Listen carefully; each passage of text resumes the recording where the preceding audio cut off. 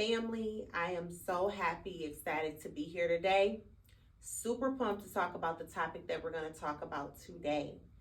Um, First of all, how y'all doing out there? I always ask the question in case, I have some new members that's joining our family that's tuning in from wherever you are in the world listening and or watching. But it is very important that I always ask how your day is going. And then I kind of tell you a bit about my week, right? Like in my week, so first of all, I hope that your guys' week have been phenomenal. And if not, go ahead and make that change to make sure that you do have a phenomenal week and or day. Um, I'm so excited again to be here, but let me tell y'all a little bit about my week. My week has been extremely busy, but that's okay because that's like the nature of my life. And so I always like to kind of talk about it, right? And each day looks different. No matter how much we plan for things to go, it's somehow kind of something, a little ranch gets thrown in there somehow sometimes, but that's okay. As long as you are balancing, as long as you are managing well and appropriately and doing that thing that makes you feel good. So taking time for yourself. Yeah. So I just want to thank joiners for joining and tuning in. And again, I wrote something on my social media this week. And one thing that I promised my consumers, my family, you all are my family in case y'all thinking like her family. What she promised, what Dr. Watts promised her family. No, I'm talking about you all. You guys are my family. Ladies and gentlemen, boys, girls, all over the world. You are my family. And so one thing that I promised you all when I started this Mindful Moments podcast was to be extremely transparent as we have been, right? And sometimes it's important just to hear like real life stuff from real people, right? Or from people who may be in a higher position in their career path and whatnot, right? So you want to feel relatable. You want to feel that when people do these type of things that, hey, what have you gone through? Like what makes you a little bit different? But what makes us different, what makes me different is that I am completely transparent. And I'm going to talk about something today that's very fragile, get your words together, Dr. Watts, but very fragile, near and dear to my heart.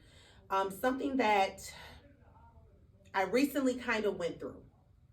And I want to be so transparent with this because I know that a lot of individuals have gone through this thing called postpartum depression related to, you having a baby, postpartum psychosis, postpartum anxiety, postpartum high blood pressure. There are many components to postpartum. And for those of you who do not know, I had a baby about 10 months ago. No, excuse me, he's almost 11 months old. So almost 11 months ago. So yeah, time is really flying. But I just kind of want to walk through my story a little bit about the things that I felt, the things that I went through, going through postpartum. And what was it for me, right? Like, and enough Black women are not talking about this. This is not a disregard to any woman that has a podcast or that has shared her story. But I want to share my story, okay? And I hope that this helps someone. So here I am. For those who is familiar with me and know who I am and know my life journey, been following me, whatnot, you know that I'm married. I have now 3 beautiful children. I have an 18-year-old daughter and a now 13-year-old son, and now a 10-month-old baby. So I can't leave baby out. But before baby, I had my 2 babies and my husband of many years. My husband and I have been together many years. And so I want to just talk a little bit about the moment that I found out I was pregnant. So we'll start right there, okay? This is my story. And I hope that you can empathize, or hopefully this changes or helps someone going through this situation. So found out we were pregnant.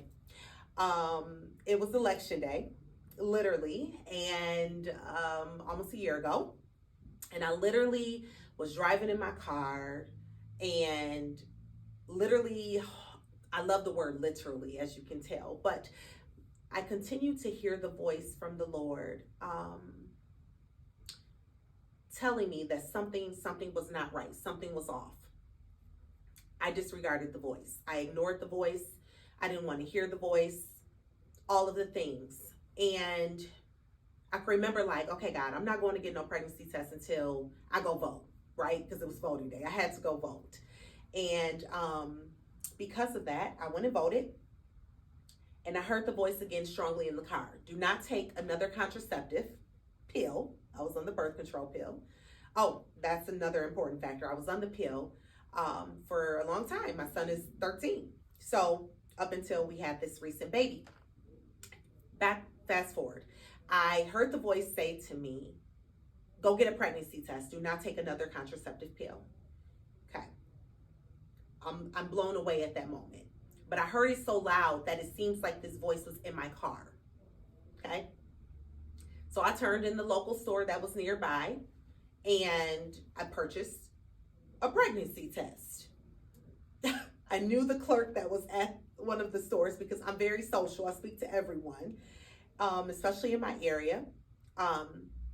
Purchased the test, went home, did what I had to do, pee on the stick.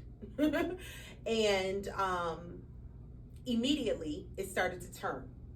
I'm on the phone with my husband as I'm telling him what I'm doing. He thought I was out of my mind, you all. It turned red. Both lines were definedly red. They were so deep red, I was like, whoa. Blew my mind. I immediately start to cry. All of these emotions started to come down on me. I thought to myself in that moment, this cannot be, absolutely not. It's not possible. I really honestly thought that I could not conceive, nor were we trying to conceive because, right, we had our perfect little family. Our oldest was a girl and our boy, right? Our girl and boy. It doesn't come any different. So we thought that, okay, we're sending daughter off to college, gonna get a condo. Nope, all of the things. And this day I felt like my world came tumbling down. And I have to be very honest. And for those of you out there judging just from that line that I just said, please don't judge me. But that's how I felt in the moment. I felt in the moment, here I am at the highest point in my career. And I'm literally just came back from traveling New York to a huge mental health expo with celebrity professionals there and all of the above. And so here I am feeling this ball of emotions. I felt that, oh my God, like this can't be, to the point where I made many doctor appointments to get the blood work done, to get another test done in the office. It sounds ridiculous, right? But it's true. It's the reality of what I was feeling in the moment. And mentally, I felt that all of my emotions were just unwiring. They were so out of control that they started to kind of just dance all around together and at once. I would love to say that kind of diluted for me, but it didn't. It did not go away. And I'm going to try to say this without becoming emotional, but it's hard. It's hard for me to look back because it reminds me of the moment that I felt hopelessness. I felt doubt. I felt like my life was kind of like starting over. And I'm so grateful for my husband. I'm so grateful, for my mom, who I called in the moment, and she goes, girl, why are you crying? And it's wonderful and all of the things. And my husband said the same thing. He says, well, we don't have anything to worry about. It's a blessing. And here I am, this Christian woman, struggling so terribly with the emotion that, the start over feeling. And for me, that's what it represented to me. I felt like I sacrificed for so long, and it came tumbling down. And I was trying to think of all of the things, like, what did I do? Where do I start? I don't know what to do. Everything is so different. Look at the world that now we're going to birth another child into, with things being so different, right? I mean, this is 18 years later, from the time that we had our daughter, 13 years later from the time that we had our son, not that who is now our middle son. And by the way, they are amazing siblings to their baby brother. So anyway, back to the story. Here I am feeling these emotions right now. How do I, as a professional, help and offer this thing? And I thought to myself, okay, God, like, I get it. Did you really have to do this for me to understand what people can go through to deal with, now conceiving with the shock? That's a good word for it. With the shock of now conceiving, bearing, and soon to have to deliver a baby, right? Especially with an 18-year-old daughter who was graduating high school, and all of the things that entails, right?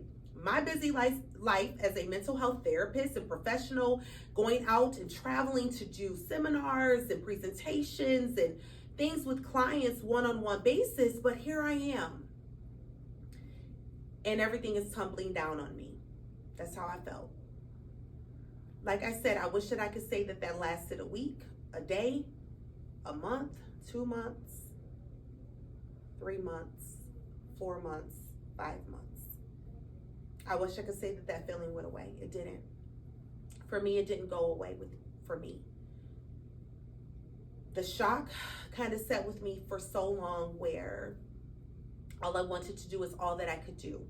I would work, I would come home, and I would sit. I would do all the things I needed to do to get by for my family on the day-to-day basis. And so I realized, as an expert, and as I reached out to an expert friend, that, oh my gosh, I have depression while being pregnant. The first time I had ever experienced that. And for me, I thought, okay, I can do this. I can combat this. I help people do this every day. This is why I tell you to seek help if you need help. I had to take my own advice. I had to reach out to someone. I had to talk to someone to talk about these emotions that have now developed related to a life change situation, right? For me, that was a huge life change. And needless to say, pregnancy went amazing. Ended up in the hospital multiple times. First time I ended up in the hospital, I knew something was wrong with my body. This is during pregnancy. And I was off. I would use that word off. And whenever I use that word off, something is off with me. What that means is something is off. Something strange is happening. And I don't feel right. I didn't feel right. Went to triage. They did their thing. Hats off to the workers there. Released me to go home. Okay. Ended up back in the hospital 2 weeks later. This is closer to the end of my pregnancy. Probably within I would say month 6 or 7, about the 7th month, I would say. I'm in the hospital regularly at this point. Something is off. I kept seeing that. Something is off. Something is off. Something is strange. Okay? They will release me. They will do their thing, release me. It was the same routine. My blood pressure was at this level where it was like high 140s, almost 150 as the systolic, which is the top number. And then the diastolic, which is the lower number of a blood pressure, was like in the high 80s, early 90s, I would say. Low 90s, excuse me. High 80s, low 90s as the diastolic. So right there could have been a determinant factor, like, hey, this could probably be a little preeclampsia. This was a sign, right? And so, okay, I left the hospital about the 3rd time. Fine.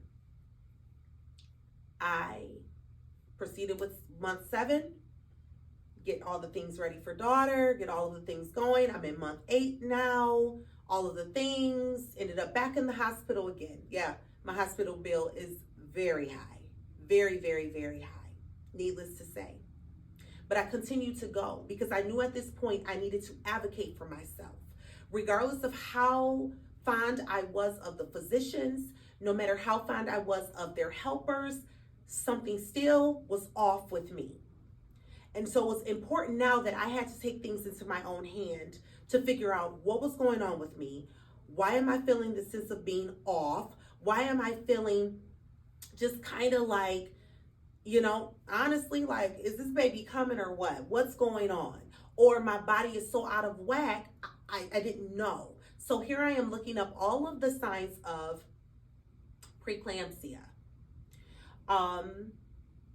And brought it up, had the conversation, and said, I'm concerned as a Black woman because as we know, family, as we know, there's a high rate of Black women or African American women who struggle with preeclampsia in the older age of pregnancy, right? We do know that. We know that Black women, that the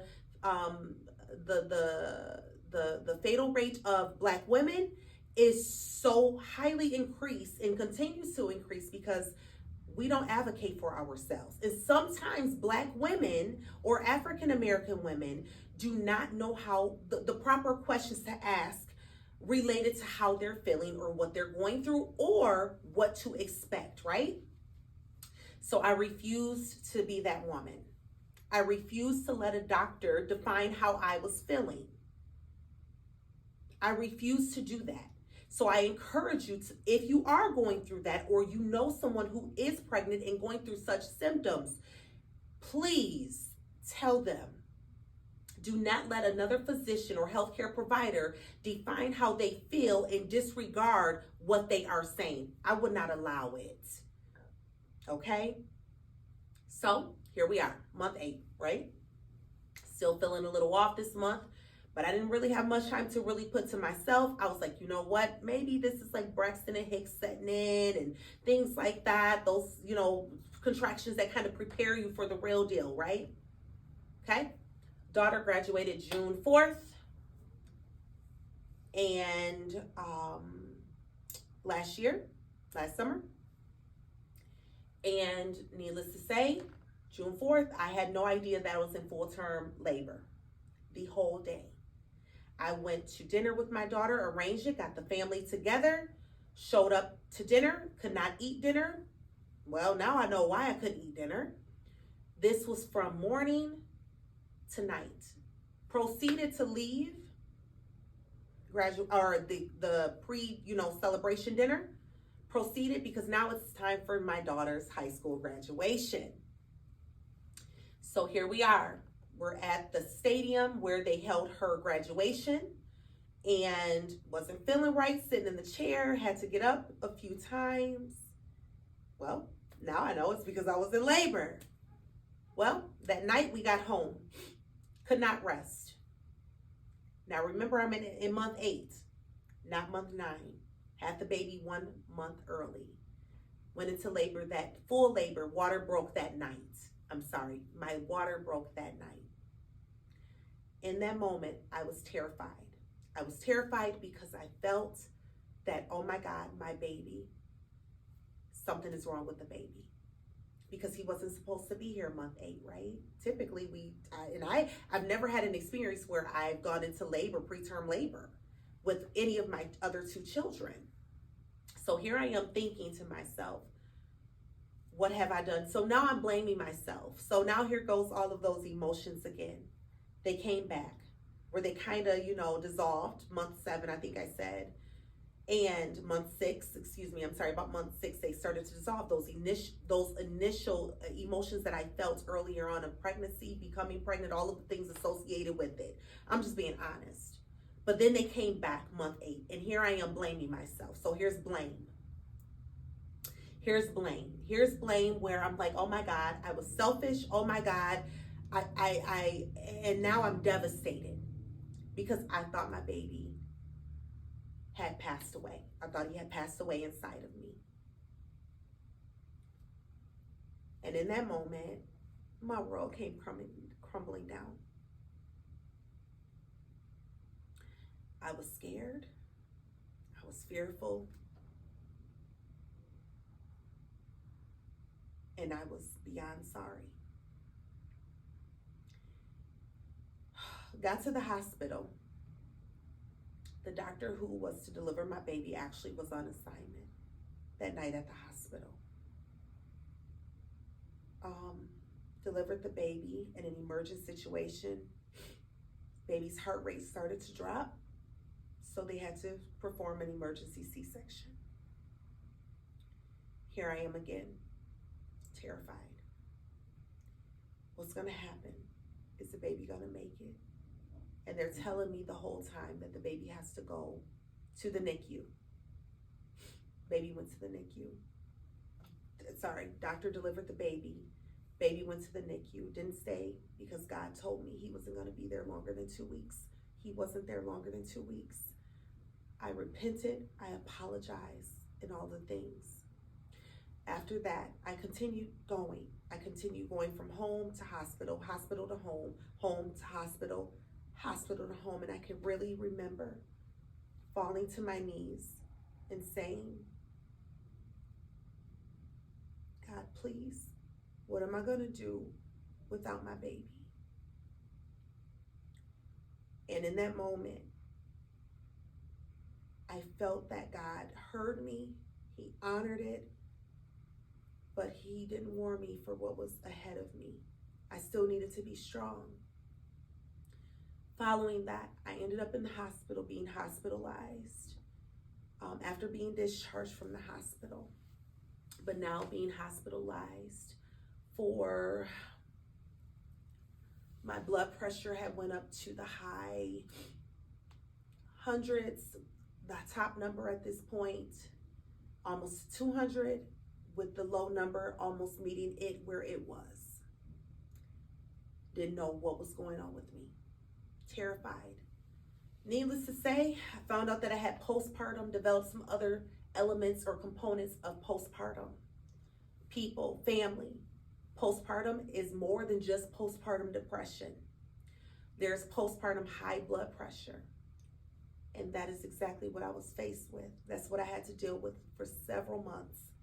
That led me to the hospital numerous times because I was not sitting at home and going by the discharge plan of a physician because they don't know what it was that I was going through or feeling even after the birth and now going through postpartum hypertension, which is high blood pressure, which can cause stroke and or death if it gets to a high level and it is not treated. Ended up in the hospital several times for the same issue. They tried me on several high blood pressure medications. I have never had an issue as a Black woman or woman with high blood pressure at all. Here I am now having to figure out the medication.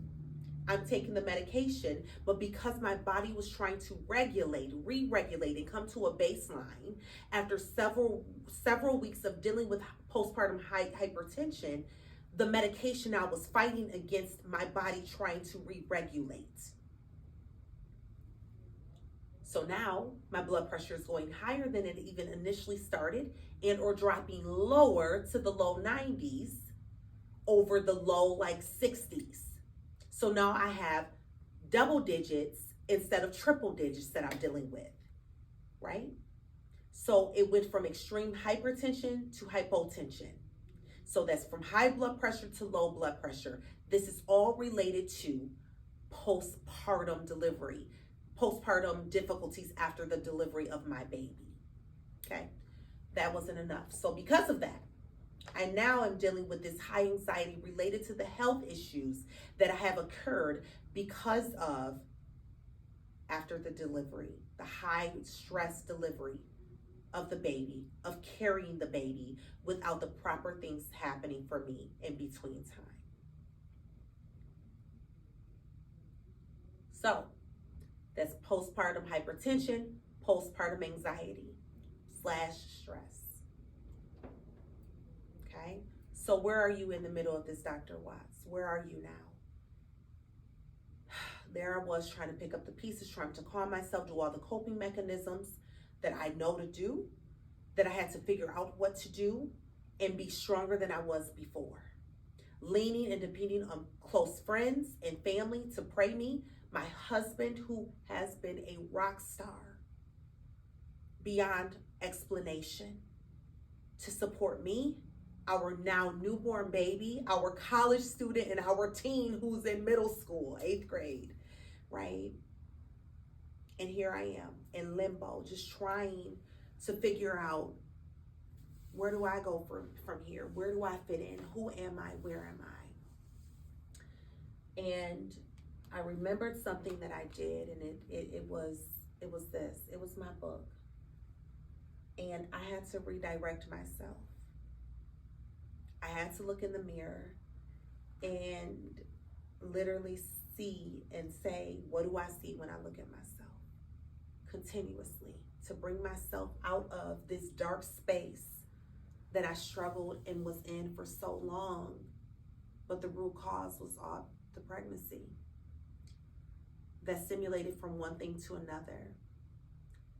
Today, I am grateful to say that God's grace and mercy has brought me such a long way. I thank God that I am healed. I don't struggle with the dizziness as bad as I did. I do have moments of it, but not nearly as bad. I don't struggle with the migraines as bad. I've had every part of my body tested.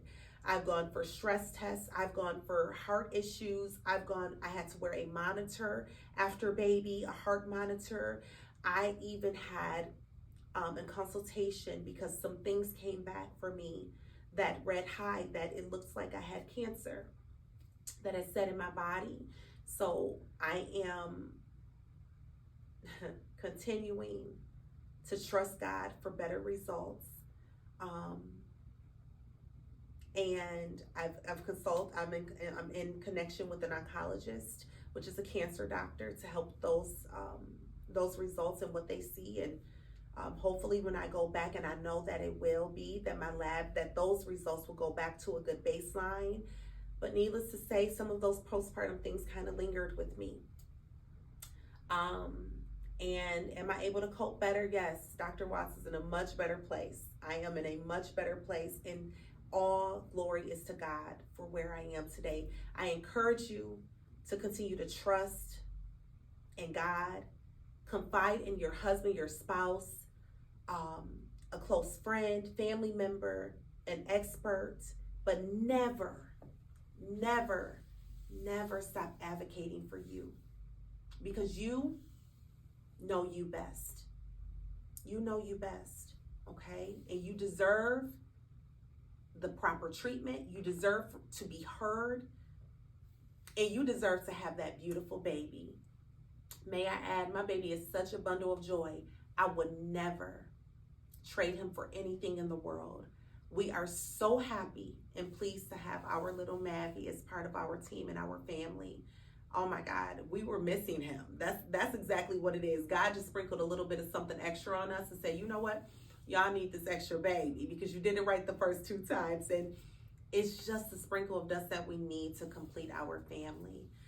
So again, if you have questions, let me know. My email is below. My contact information is in this video as always, and I'm here for you. Never stop giving up on you. Never stop giving up on you. I love you, and we'll be back with some more great stories, all right? I love you, and hang in there. Dr. Watts.